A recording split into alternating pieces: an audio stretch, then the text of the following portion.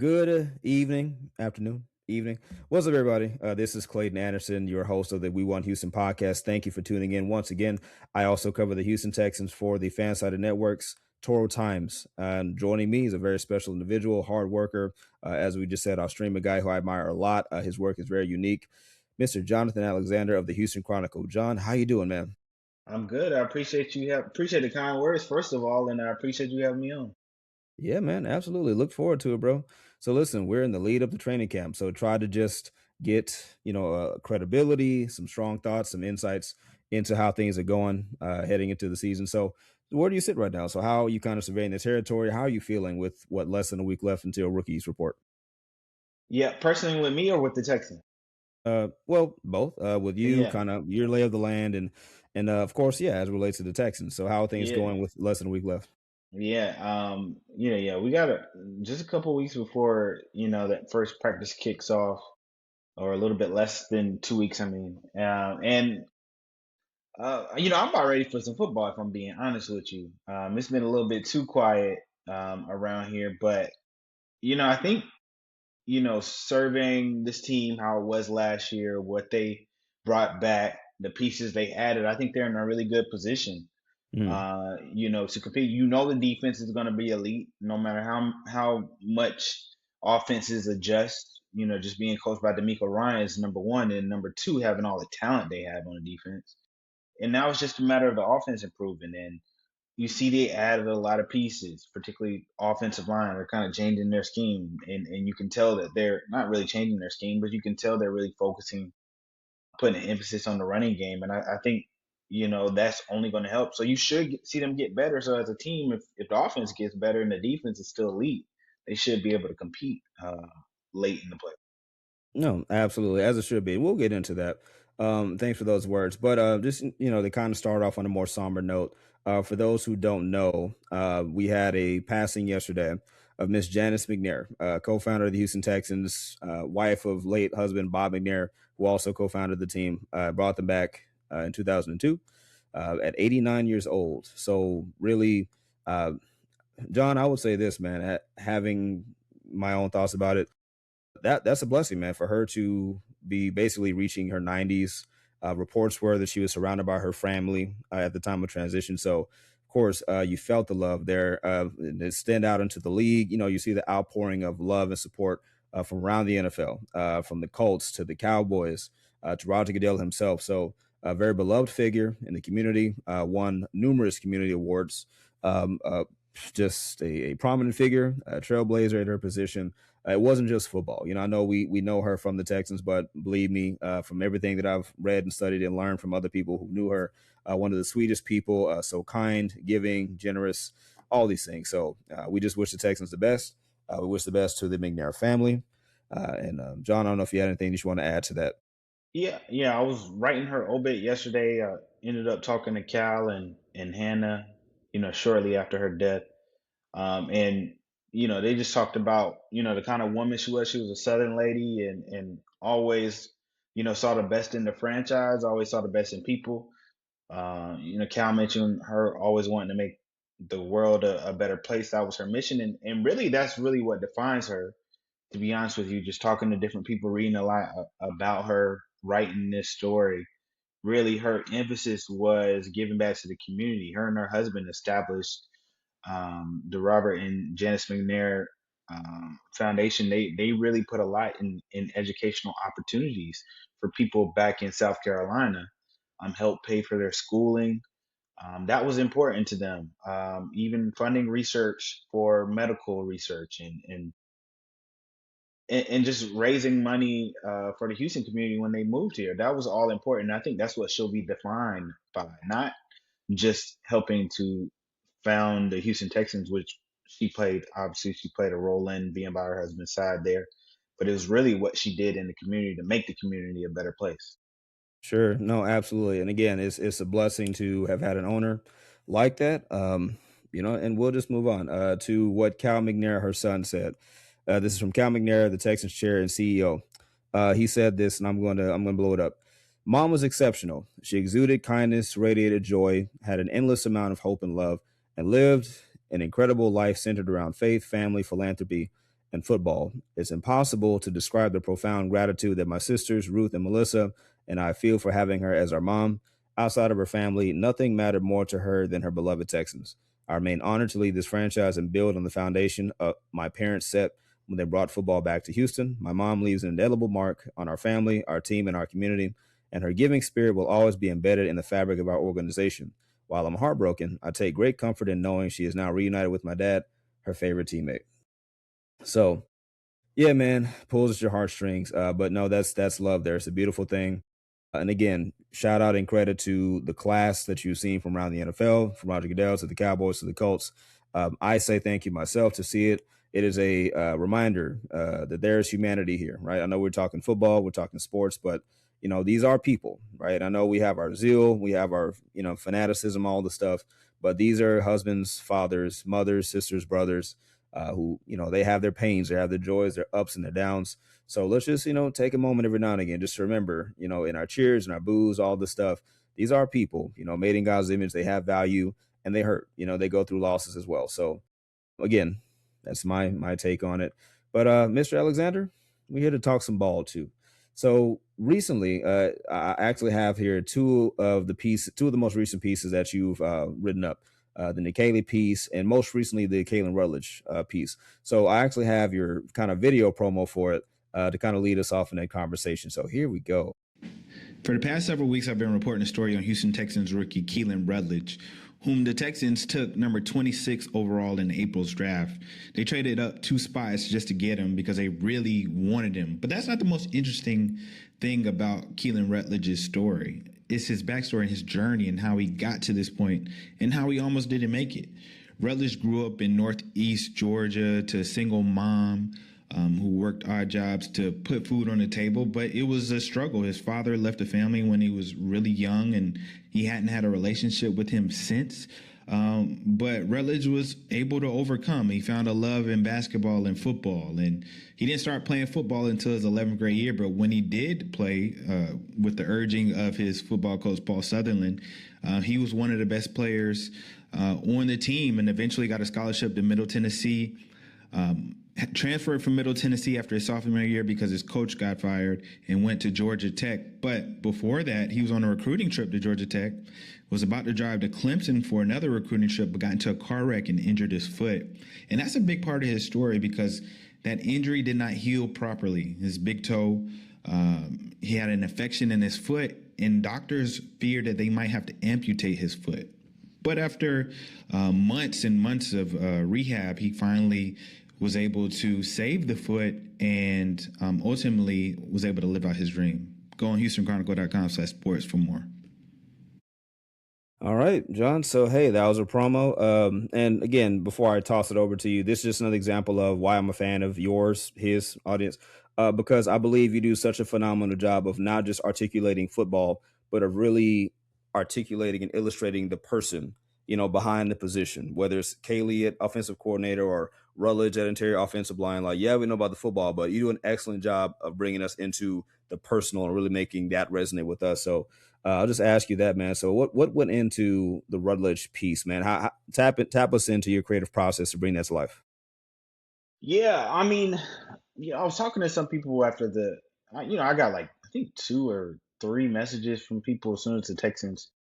I think 3 messages from people as soon as the Texans drafted Keylan Rutledge, and just telling me, I remember one source say, yeah, he's a nasty cat, and I had another colleague who covered him in college and was just like, yeah, you got to learn about his story. This guy survived a car accident, so I decided to dive into it. Um, Talked to Keelan, one of the last practices at minicamp or OTAs, one of them. I told him straight up, I was like, hey, I want to tell your story. And I hear that, about your car accident, and I just learned to love. I love to learn how you got to this point and what drives you. And Keelan was an open book, a lot more open than a lot of people are. And he told me about what it was like growing up, moving from home to home, going from school to school, Like I mentioned in that video, his mom worked odd jobs, but she was a single mom. His dad left the family when they were young, and that motivated him all throughout his high school career. Is why he loved sports so much. Is why he put so much. Is why he had, why he was so passionate about it. Um, and then he gets to college. He plays a couple years at Middle Tennessee. Coach gets fired. She's transferring, and while he's on a recruiting trip, he gets into this major car accident and hurts his foot, has surgery on the foot, but there's an infection. And doctors were afraid that he was going to lose his foot. But, after further procedures and working hard, he was able to, the doctors were able to save it. And now he's here as a 26th pick and going to be a super important piece for the Houston Texans moving forward. So, it was good to learn. It was appreciative to Keelan for sharing his story. But I enjoy doing those things because I think football is great. Love football, but to me, what makes sports interesting are the people behind it and what makes them tick and what makes them go or what motivates them. Hmm. No, absolutely, man. So just to go to the football side of things for a second, for those who don't know why we're so excited about Keylan Rutledge at the interior. So of course, as the Texans, right, we have a painful chronic history of ending up on top five lists of worst offensive lines. So, last season was not that bad, but it still was very problematic, right? Like CJ was still running for his life at times. Heck, I just got through watching the Kansas City Chiefs game all over again. And I'm just reminded, like, man, like CJ really was on the run all night from Chris Jones, that entire offensive line, like that defensive line, but he was still making plays, but under duress, right? So, and eventually that bubble burst, right? But back to Keelan for a second. So, part of why I'm excited, I mean, look, in his standout 2025 season at Georgia Tech, man allowed 0 sacks and earned first team All American honor. So, look, anytime you put 0 next to sacks and offensive lineman coming into Houston, like that's a phenomenal thing.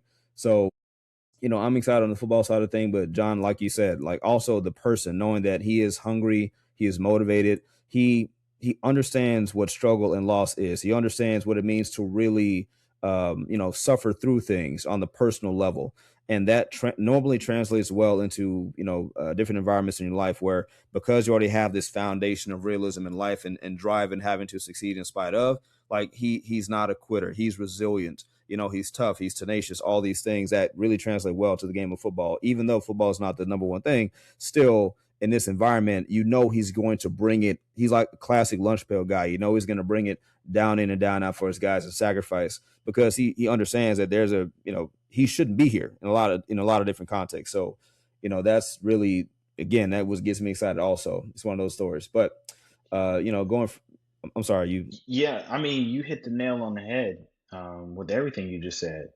A person's story will tell you everything you need to know about a man. And one of the things Keelan kept telling me was like when he had the foot injury, and doctor decided he was on amputated foot. The reason why he didn't give up is because look, I've been through a lot of bad things in my life. I've been through struggle and I made it through.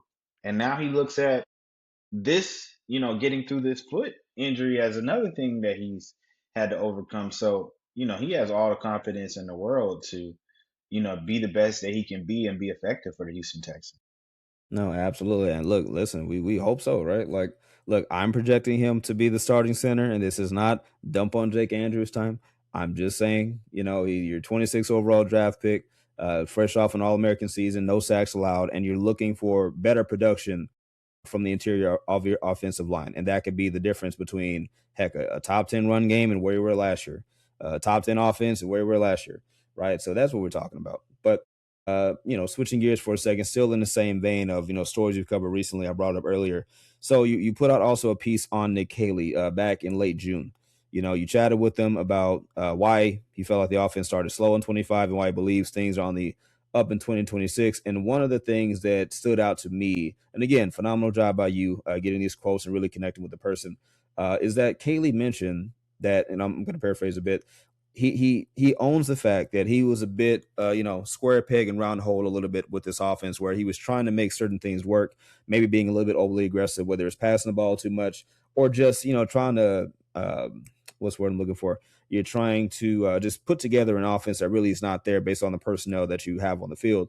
So he owned that, right? And we kind of saw on the field last year, it's kind of a tale of two seasons in a sense, where you got the 0-3 start, right? The fact that you did not have a red zone touchdown by this offense until week 4 against the Tennessee Titans, where really deep into that game, you still had not really, turned any corners. Like, you still were struggling against the Tennessee Titans, right? Like, credit to the defense, Jeffrey Simmons, but I mean, my goodness. So, but then from then on, right, like, you dropped 44 against, Baltimore. You moved the ball effectively against the Chargers. Like, you started seeing more like flashes of what the offense could be, but it was highly circumstantial, highly based on the porousness of the opposing defenses, and it really wasn't consistent. But John, what'd you get from Nick Caley? Like, how did that interview with Caley better help you understand him as a play caller? And second question to this, are you more confident in 2026 based on this interview, or are you kind of hesitant based on what you've got from Caley? I think Caley was obviously in his first year. Hmm. So there might have been some things that he didn't know. But the good thing about Caley is, like, you can't find one person to say a bad thing about him in the Texans organization. Sure. Even though last year might have been a struggle, particularly early on, they felt like Caley was always willing to adjust, always willing to Hmm. listen Hmm. to the input that players had, that even coaches had. And I think that was missing a little bit from Bobby Slowik. Hmm. He was more of a, like, no, this is how we should do it, we're Hmm. not really changing it up. I think that was one criticism a lot of people had. But I think Nick Caley was the opposite, and I think Nick Caley was able to identify why things didn't go well. And I Hmm. had heard even before Nick Caley had told me, was that Hmm. he wanted a version of this Rams offense, and then you get there and you realize you don't have all the pieces to do that. Hmm. And then you start missing all your tight ends. Brevin Jordan unexpectedly got hurt. Hmm. Cade Stover got hurt in week 1, so you're down to Dalton Schultz and Harrison Bryant, who has no experience with the offense. Hmm. And so a lot of the things that Nick Caley planned to do, he was unable to do, and it Hmm. took a little bit of a while for guys to get adjusted. I think one of the other things I'll mention is, you had a lot of young receivers who didn't appear to be on the same page with CJ Stroud. I think this particular offense gives you, relies a lot on the receivers. And Hmm. just kind of early on, they were going pass heavy, and CJ Stroud wasn't really on the same page with his rookie Hmm. receivers. And I think that needed to improve over time for them to get better. So now you have these guys in the second year of the same system, with a better knowledge of how they can improve. And I think it's a recipe for a better season. No, look, I understand, and I love what you said, and it definitely, yeah, it makes a lot of sense. So I personally believe that a part of why Bobby Slowik is not the OC anymore is because he did not play well with others. Listen, you don't just have prolific seasons like you did in year one and have no talent, right? Like CJ over 4K yards.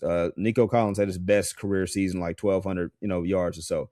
Like, you don't put that together and be a slouch, right? But like you said, it's the lack, like, just the very static nature of Bobby Sloyd. And look, this is from afar, but a situation where, look, did he think he was the smartest guy in the room? Was he trying to be the smartest coach on the sideline? Like, it didn't really help that narrative started flying around when things got really bad. Like, for example, the story that came out about him being in CJ's face allegedly before, even getting drafted. And, CJ telling people that his visit in Houston was horrible because of this. And Bobby saying stuff like, I don't give a, F what you did in college. It's the NFL. Like, that kind of stuff, like, really hung around Slowik. So with him being out, like you said, yeah, absolutely. Caley seemed like, upon hire, he just seemed like a cool dude, a guy you could talk to. That was, you could do stuff on the fly with him. He was adjustable.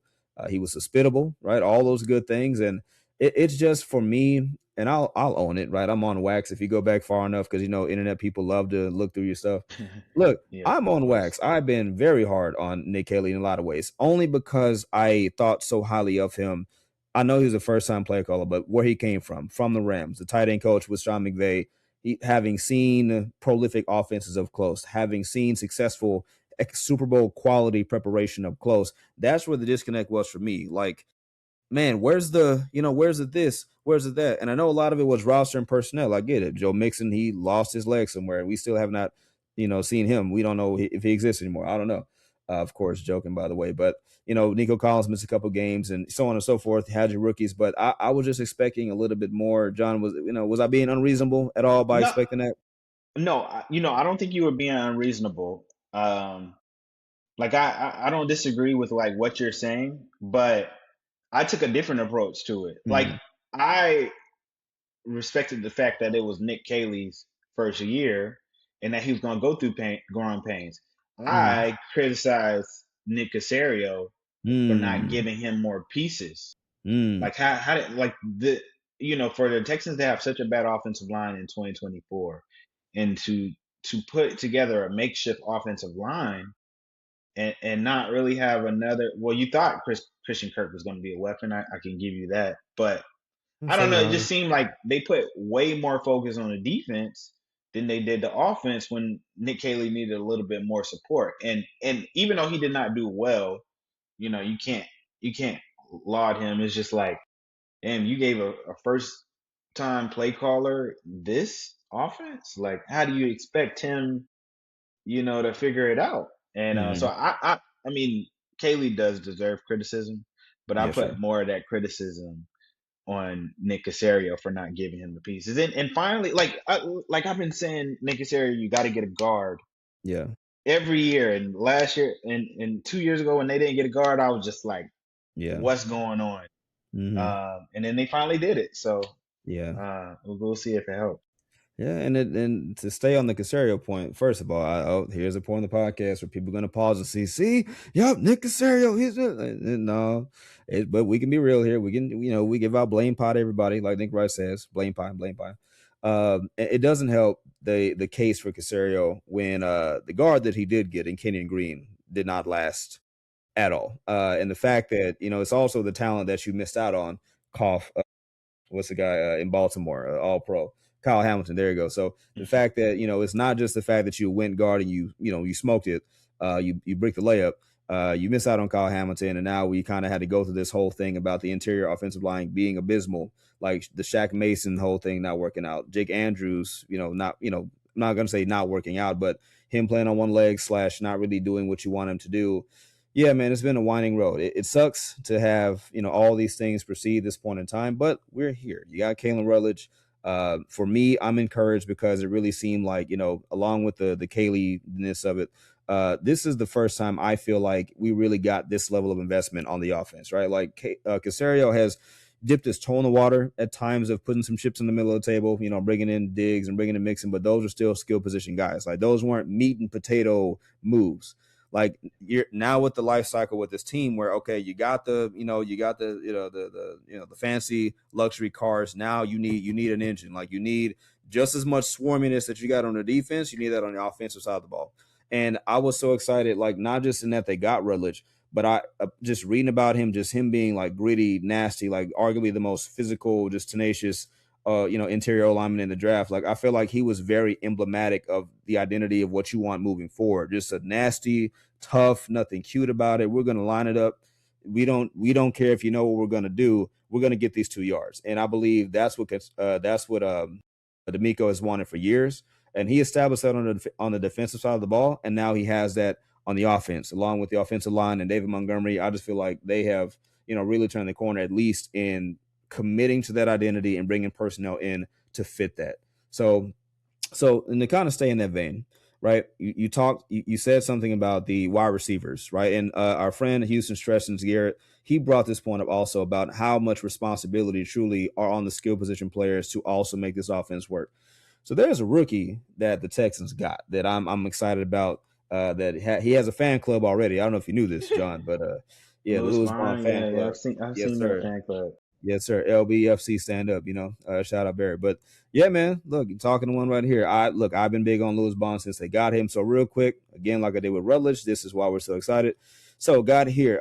Bond, his accolades include earning second team all ACC in 2025.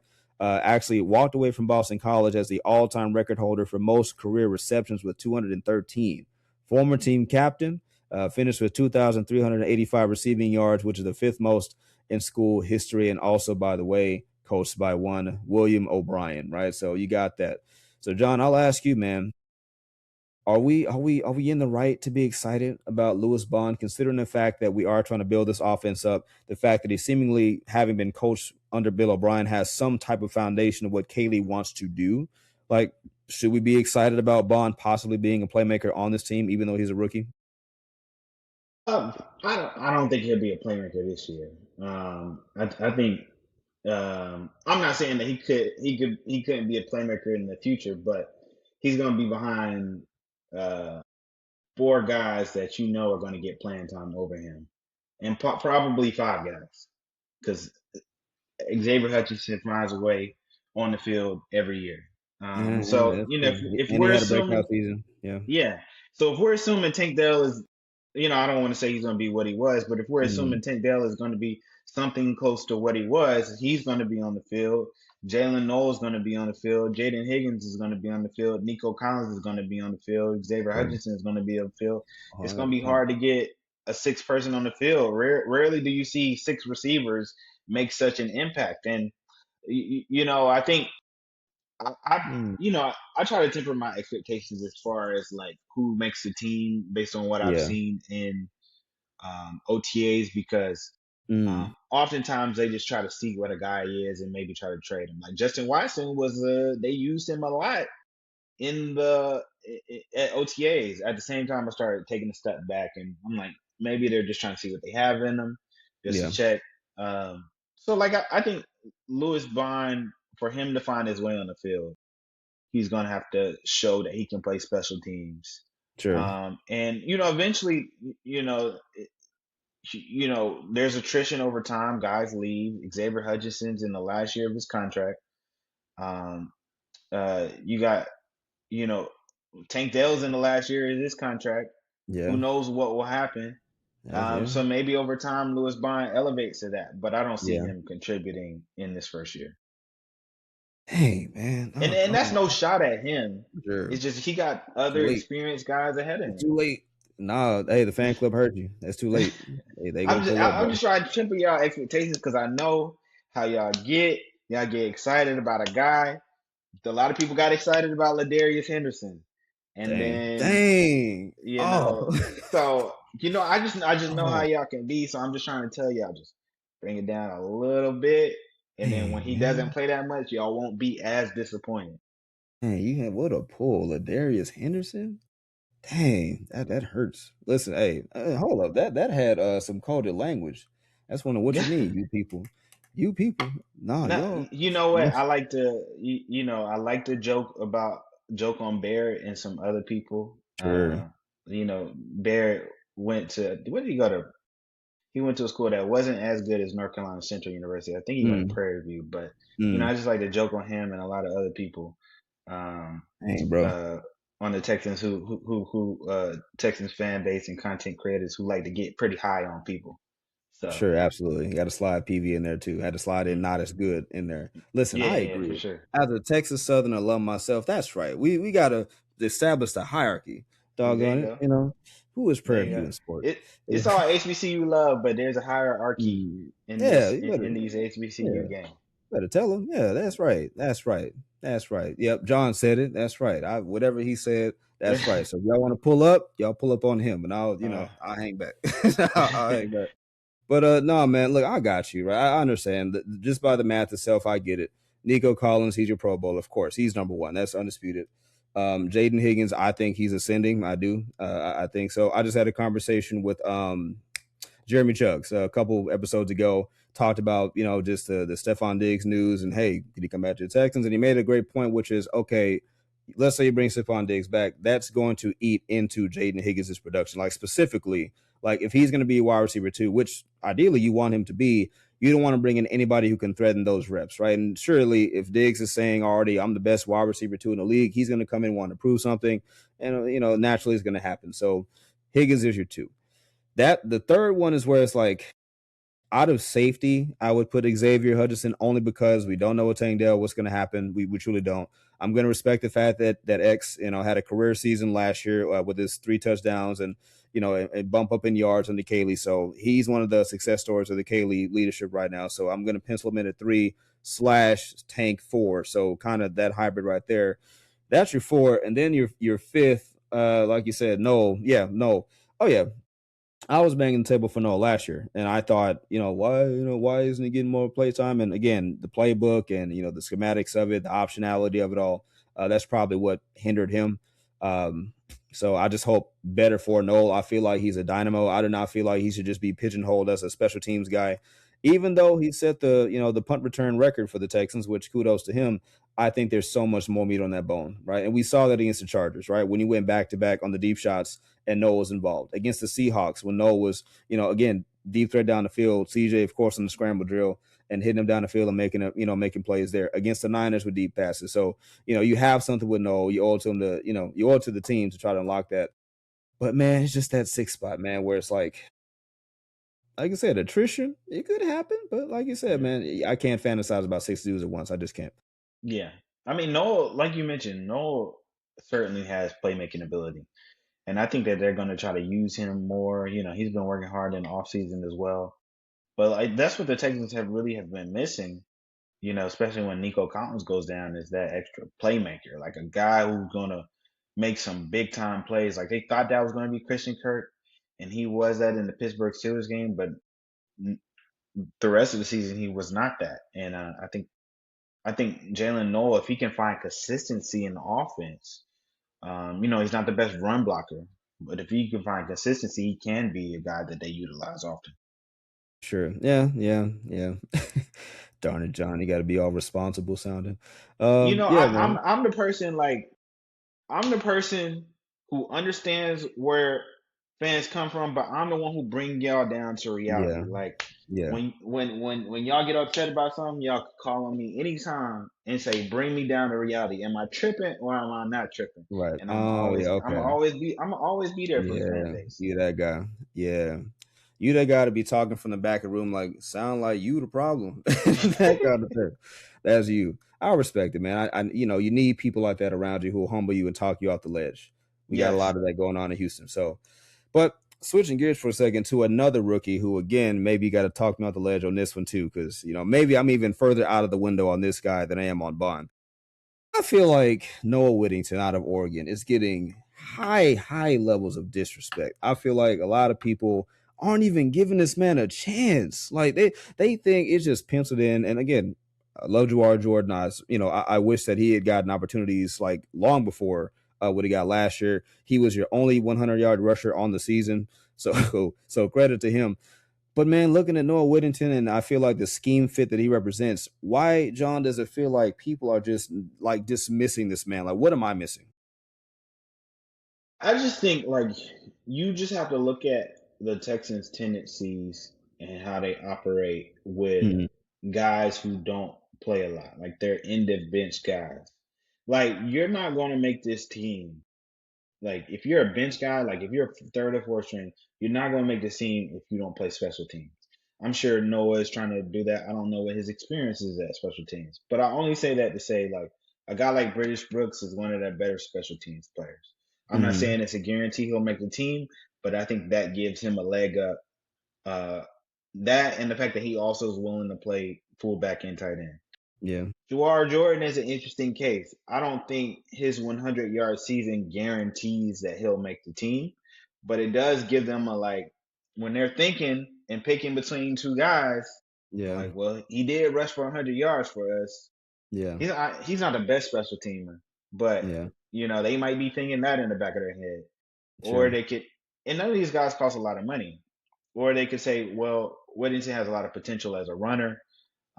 Maybe we give him a shot, play him on special teams, see how he does. I just think you have to look at what D'Amico values in players. He values guys that are multiple, and you also look at experience and who you can trust. And the Texans have valued people that they can trust over young guys who might have potential. So I think that's why you might not see the respect, but I think he has as good of a chance as as those guys. It's just a matter of what the Texans will Mhm. end up prioritizing. I just think he has to have a better camp than Mhm. those guys to make the team. Okay. Hey, Because fair I enough, because man. because I also think you have to think about this too. Mm. Can you stash a Noah Whittington on the practice squad?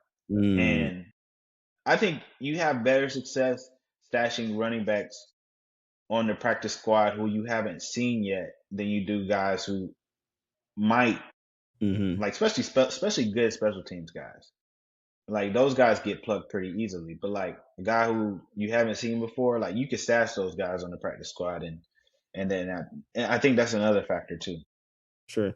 Again, I'm talking people off the ledge, man. Look, listen, you said something that, I'll bring up. Like, thank you, John. Thank you. I'm gonna give you kudos. You know what? You finally you dropped the level of the glaze.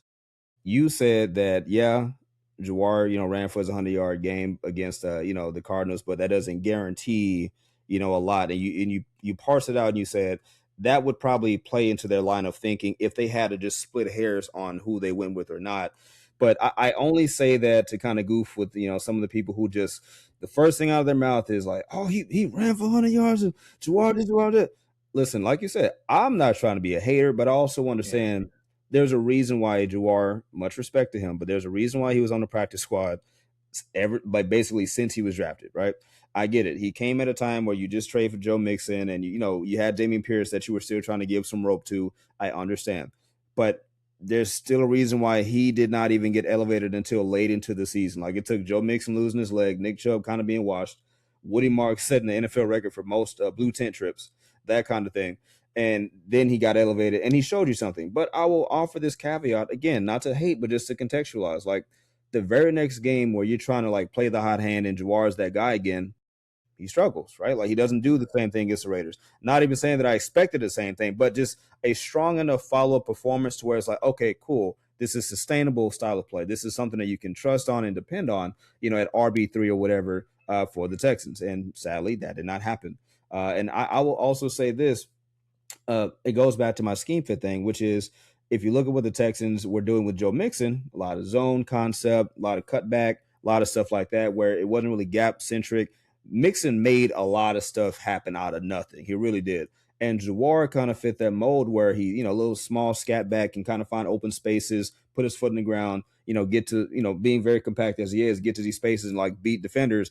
You saw that. Like you saw him operate late in that kind of like low key Joe Mixon kind of esque role. yeah, I think now that we're shifting more towards a straight up physical chin strap football, where it's just like find a dude and push him. That's where I'm just looking for more running backs like Montgomery, like Woody, heck, like a Noah or whomever else who are just physical at the point of attack, good center of balance, who can absorb contact, who can basically climb to the second level, and they're not really like a zone kind of thing. So that's where I kind of come from. That's why I'm like I like Jawar. I just don't know if his style is going to fit moving forward with what they want to do now. yeah. I mean, I agree with that. I mean, I remember after he had his 100-yard game, the thing I kept hearing from people was like, "Yo, he is a great zone runner." And they used to say like he do that in practice regularly. I think the Mhm. thing that probably hurt Jawar from making the team is that, like I mentioned earlier, if you're a backup player and you don't play special teams, you're gonna have a hard time making the team because that D'Amico values that so much. Like you got to do multiple things, and I don't think he was that good on special teams, Mm. kind of coming in. Okay. Mm. But everybody said, oh yeah, that dude can run his own scheme well, and and he did it in that Yeah. game that he played. Yeah, he did. Yeah, he did. If he had a little bit more burst, you're talking probably multiple touchdowns. But Yeah, again, that's why I'm like I'm showering him with praise. I'm giving him his respect. I'm just having a football conversation. But kind of to wrap up here, John. And again, thanks for even coming on. I mean, you spent some time here with your busy schedule, so I thank you for that. So with the rookies reporting on the 21st, which is 6 days from now, I'll just ask you this: what are what big question do you think the rookies can answer before vets report on the 28th, I believe? I think so. Yeah, so 28th. So what big questions do you think can be answered by these rookies in a week's time? I mean, I don't know necessarily in a week's time. Mhm, You know, right now you see, guys like Keelan Rutledge rotating with the first team. Um, Kaden McDonald probably be most likely be in the rotation. The Texans using mhm, all their defensive tackles. You just want to kind of see who's going to stay in the rotation because the Texans aren't afraid to use rookies if they have to. So uh, ideally, you would like to see your first round pick be a starter.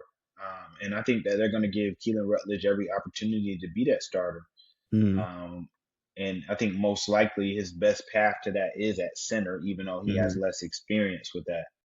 Mm-hmm. Can Caden McDonald? He's playing in a scheme that's different than what he's played before. Can he get up to stuff to snuff? Um, Marlon Klein, can he find a role on the team? I mean, his best bet might be special teams as Oh. well, because Oh. now you got a little bit of a deep room there. Mm-hmm. Um, they got a lot of guys who Mm-hmm. are trying to find their way onto the field. This is a deeper team than in teams past, and Yeah. it's going to be a little bit difficult. I understand. I could pursue a question by Marlon Klein, but I will save that. I feel like that's a story in and of itself. You can ask But a question if you want. sure, fine, I'll do it. You said it. Yeah. Listen, man. Simply put, this. Okay, I've had this debate with a lot of people. Right? I don't know if you saw this. I put out a couple of graphics on. I was messing around. I put out some projection. 53-man rosters, right, just for engagement purposes. You know what we do. Like we're just trying to get the conversation going, right? Especially in the dead period where we're scraping the barrel here. And on one of them, right, I omitted Marlon Klein. My excuse was, oh, hey, I'm making the second version fan driven, maybe pup. I don't know. The man was hurt. He didn't practice during, OTAs and minicamp. Things happen. In the second version that I posted, and I wish I had it, but in the second version, I put him on there. But so the order at tight end was Dalton, of course. I had Foster Moreau at tight end 2.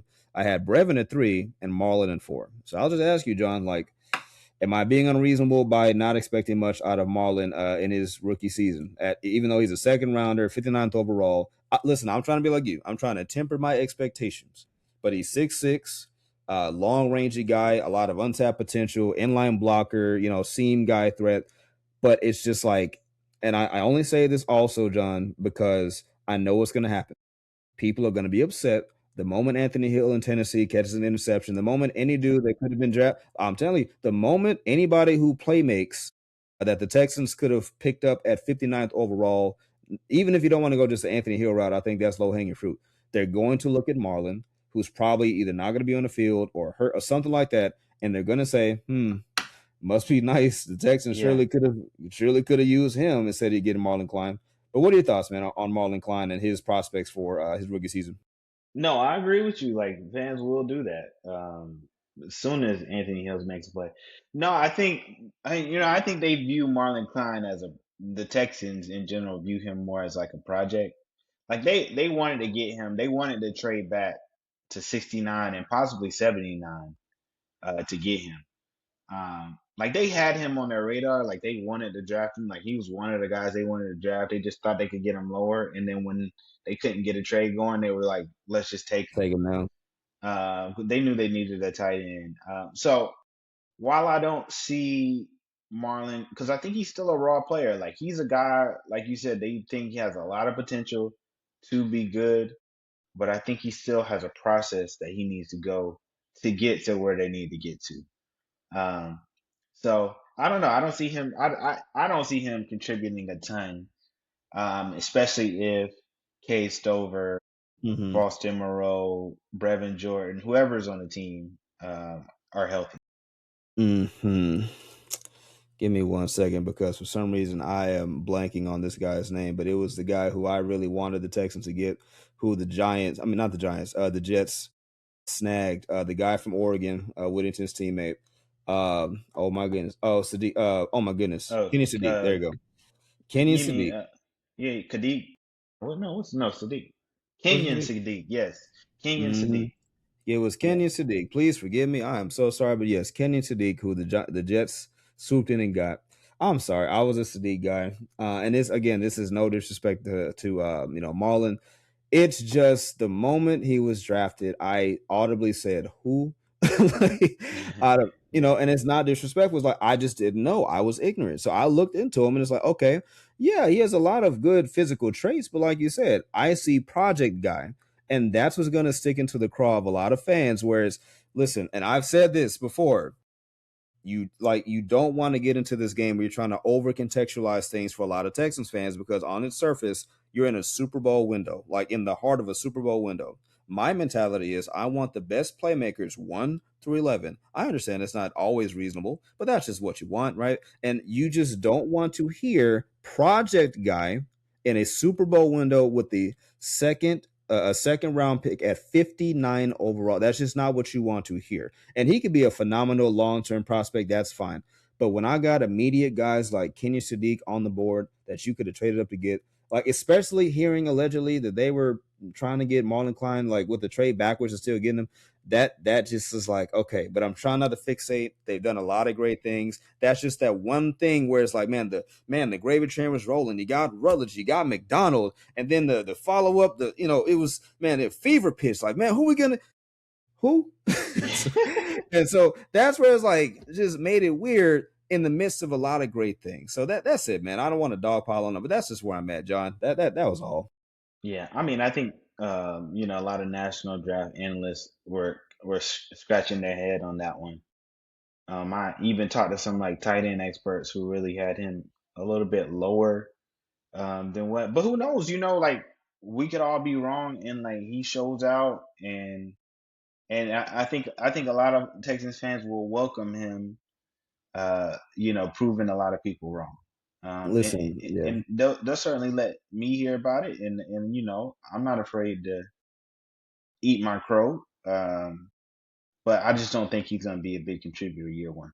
Sure, listen, you can slide me a big bowl of crow over here. I'll own it too. Shoot. Listen, it's the same fan base that booed JJ Watt. So listen, we've been wrong in the past. And look, I would love to be wrong about a lot of stuff, right? I would love to be.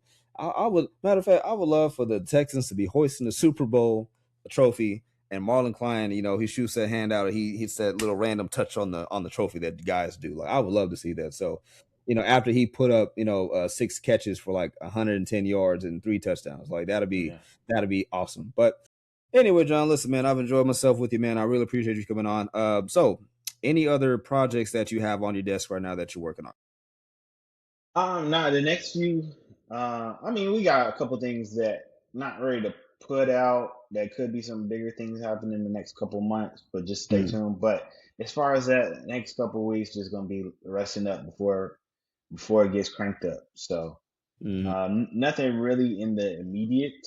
But I'll try to have the best content I could possibly have. On the Texans. In the coming weeks when training camp gets started. Yeah, people got to understand, man. Look, we've been in the desert, but make no mistake, the minute July 21st gets here, look out for your content creators. Heck, give us the snackers of some water. It's going to be a lot, especially for the writers. I would say, John, you're a phenomenal writer. Like I said, I put out my content daily. I try to anyway. And it's just been really hard to try to squint to try to get any little piece of juice out of these fruit that you can get. But man, the moment next week gets here, it's going to be flooded with news, updates, breaking news, stuff like that. So check out John Alexander. Like I said, you don't need my recommendation, but phenomenal guy, does a phenomenal job of not just writing about the player, but about the person. So if you love that style of writing, that's your guy. Again, I'm with Toro Times of the Fansided Network. I post Texans content daily. And John, again, I know you're on X, but where else can people find you, like across the social media space? Yeah, you can find me on Instagram, JONM Alexander _ and trying to remember my TikTok. I think it's the same. They're all very similar, but y'all know what my picture looks like. And then I'll be trying to. I guess one thing I'll be trying to do more on YouTube too, and you all can find my name. I'll try to do more this year. Sure.